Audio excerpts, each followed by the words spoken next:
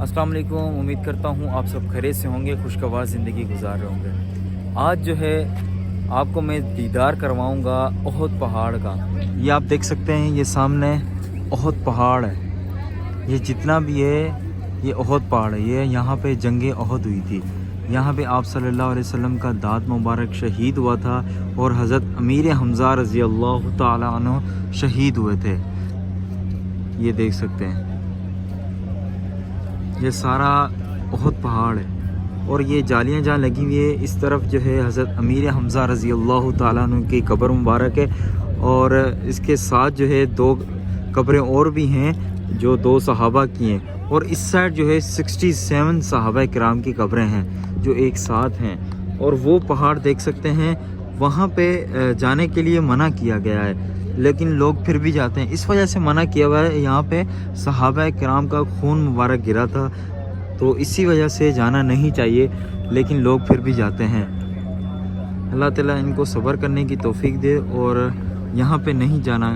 جو بھی اگر میرا ولاگ دیکھ رہا ہے وہ آئندہ کے بعد یہاں نہیں جانا، کیونکہ یہاں پہ صحابہ کرام کا خون مبارک گرا ہوا ہے۔ تھوڑا خیال کریں۔ اور ابھی جو ہے میرے ساتھ ہے، وہ آپ کو ڈیٹیل بتائے گا یہاں پہ کون سے صحابہ کرام کی قبر مبارک ہے، پوری ڈیٹیل آپ کو بتاتے ہیں۔ جہاں رضی اللہ تعالیٰ عنہ آپ کے پھپھی زاد بھائی تھے، اور مصعب بن عمیر رضی اللہ عنہ کی شکل آپ صلی اللہ علیہ وسلم سے ملتی تھی۔ بڑے خوبصورت جوان تھے اور مکہ کے بہت بڑے سردار تھے، برانڈ تھے، برانڈ۔ بڑی خوشحالی کی زندگی گزاری، اور ان کے بارے میں بتاتے ہیں کہ وہ اتنی مہنگی خوشبوئیں لگاتے تھے کہ جب مکہ گلی میں چلتے تھے نا تو گھر بیٹھے عورتیں بتا دیتی تھی کہ مصعب بن عمیر گزر رہے ہیں۔ اور کپڑے اتنے مہنگے ہوتے تھے کہ آپ کی پاکستانی قیمت 90,000 1 لاکھ روپیہ بنے گا ایک سوٹ کا، اس پہ سونے کا کام ہوا ہوتا تھا، کڑھائی ہوئی ہوتی۔ تو مزے کی بات دیکھیں، ایک دفعہ جو سوٹ پہنتے تھے نا دوبارہ وہ نہیں پہنتے تھے، نیا ہی پہنتے تھے۔ اب اندازہ لگا لو ان کی زندگی کا۔ یہ سامنے جی۔ تو لیکن دیکھو جب اسلام لائے تو والدہ کافرہ، میری بات غور سے سننا، ان لوگوں نے کتنی بڑی قربانیاں دیں۔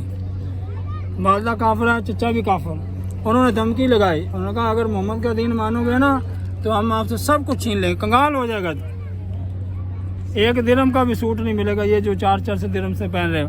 تو انہوں نے کہا مجھے نہ ڈراؤ، یہ محمد کا دین ہی چلے گا، لے لو جو کچھ لینا، سارا کچھ، میری جان بھی لے تب بھی محمد کا دین ہی چلے گا۔ سبحان اللہ، سبحان اللہ۔ تو وہاں سے پیدل پھر مکہ سے آئے، انہوں نے کپڑے بھی اتار لیے، اتنے ظالم لوگ تھے۔ انہوں نے کہا یہ کپڑے مہنگے، اس کے کام آج، کپڑے بھی لے لیے، سارا کچھ لے لیا۔ تو آپ نے کسی دوست سے چادر و ٹاٹ سے لیا، باندھ کے مکہ سے مدینہ آئے۔ یہاں آپ صلی اللہ علیہ وسلم نے آپ کو استقبال کیا، آپ کو عزت دی، جنگ احد میں جھنڈا آپ کو دیا۔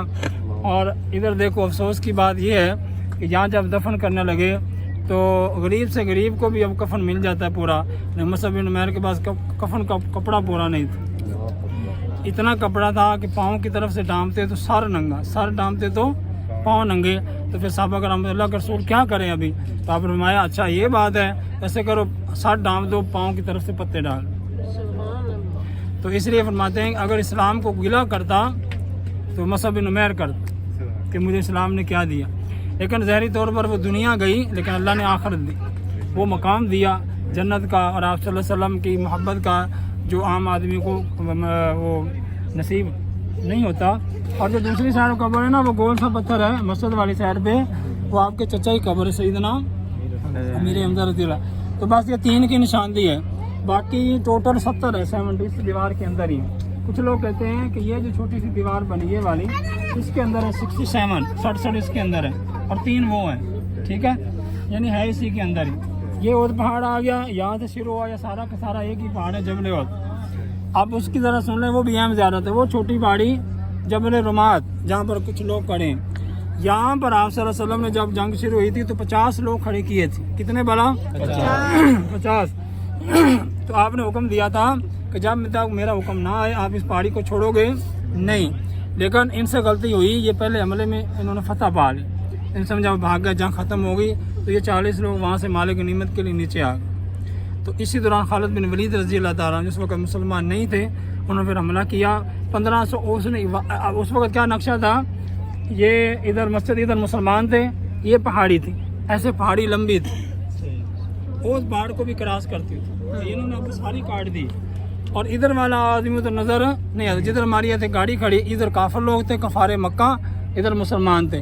खालिद बिन वलीद ने क्या किया रज़ी अल्लाह ताला, उन्होंने 1500 आदमी इधर से चढ़ा दिए, 1500 इधर से भेज दी। अब ये बीच में गिराव में आ गए, काबू ना पा सके, जिसके नतीजे में 70 सहाबा कराम शहीद हो गए। अमीर हमजा की शहादत हुई, वो आपको मैं बता चुका हूँ कि कितनी दर्दनाक थी। हिंदा ने आपके साथ बड़ा जुल्म किया और सारे जिस्म को काटा था, आप रोए थे, गम ज़दा हुए। उस वजह से अल्लाह ताला ने आपके चचा को सैयद शुहदा का लक़ब दिया था, यानी शहीदों का सरदार, सुभान अल्लाह।